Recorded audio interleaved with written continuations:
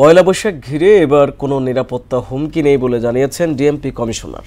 তবে রমনা বটমূল আনন্দ শোভাযাত্রায় নিশ্ছিদ্র নিরাপত্তা ব্যবস্থা নেওয়ার কথা জানান তিনি। এদিকে বাংলা নববর্ষ উদযাপন নির্বিঘ্ন করতে সারা দেশে নিরাপত্তা ব্যবস্থা জোরদার করার কথা জানিয়েছেন র্যাব মহাপরিচালক। সকালে রমনা বটমূলে নিরাপত্তা মহড়া পরিদর্শন শেষে তারা এসব কথা বলেন। এসইউ সেলিমের প্রতিবেদন। রমনার বটমূলে বর্ষবরণ ও পয়লা বৈশাখ উদযাপন উপলক্ষে ডিএমপির সিটিটিসির সোয়াট, bomb disposal unit, K9 team ও ডগ স্কোয়াড উদ্ভূত জরুরি পরিস্থিতি কিভাবে মোকাবেলা করবে তার মহড়া করে। এই সময় নিরাপত্তা মহড়া পরিদর্শন শেষে সংবাদ ব্রিফিংয়ে ডিএমপি কমিশনার জানান, নববর্ষে কোনো নিরাপত্তা হুমকি নেই, এরপরও নিশ্চিদ্র নিরাপত্তা ব্যবস্থা থাকবে।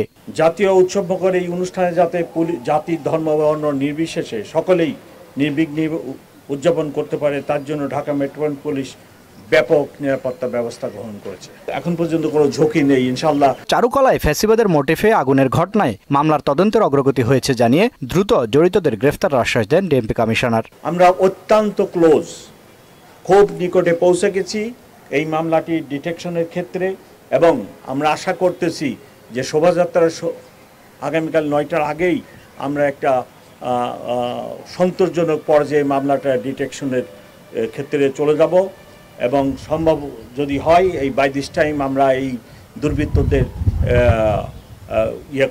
অ্যারেস্ট করতেও সক্ষম হবো ইনশাআল্লাহ। এদিকে রমনা বটমূল সহ সারা দেশে পয়লা বৈশাখ উদযাপনকে কেন্দ্র করে কড়া নিরাপত্তা ব্যবস্থা নেওয়ার কথা জানান র্যাব মহাপরিচালক। পূর্ববর্তী যে কোনো বছরের তুলনায় এবারে সবগুলি অনুষ্ঠান নিরাপত্তার দিক দিয়ে বলেন, আনন্দ উৎসাহের দিক দিয়ে বলেন, সুন্দরভাবে সম্পন্ন হয়েছে, এবং একই ধারাবাহিকতায় আমরা এই নববর্ষের অনুষ্ঠানেও সুন্দরভাবে সম্পন্ন করতে পারবো বলে আশাবাদী। আমাদের ডগ স্কোয়াড আছে, বোম ডিসপোজাল টিম আছে, এবং সর্বধর প্রকার প্রস্তুতি আমরা নিয়েছি। তো ইনশাআল্লাহ নিরাপত্তাজনিত কোনো সমস্যা হবে না বলে আমি আশাবাদী। চারুকলায় ফ্যাসিস্টের মুখাকৃতি পুড়িয়ে দেওয়ার ঘটনায় নিরাপত্তা ব্যবস্থার কোনো ত্রুটি ছিল কিনা তা খতিয়ে দেখা হচ্ছে বলেও জানান র্যাব মহাপরিচালক। নিরাপত্তার দায়িত্বে যারা ছিলেন তাদের কোনো ঘাটতি ছিল কিনা সেটা অনুসন্ধান করে দেখা হচ্ছে। এসইউ সেলিম, মোহনা সংবাদ, ঢাকা।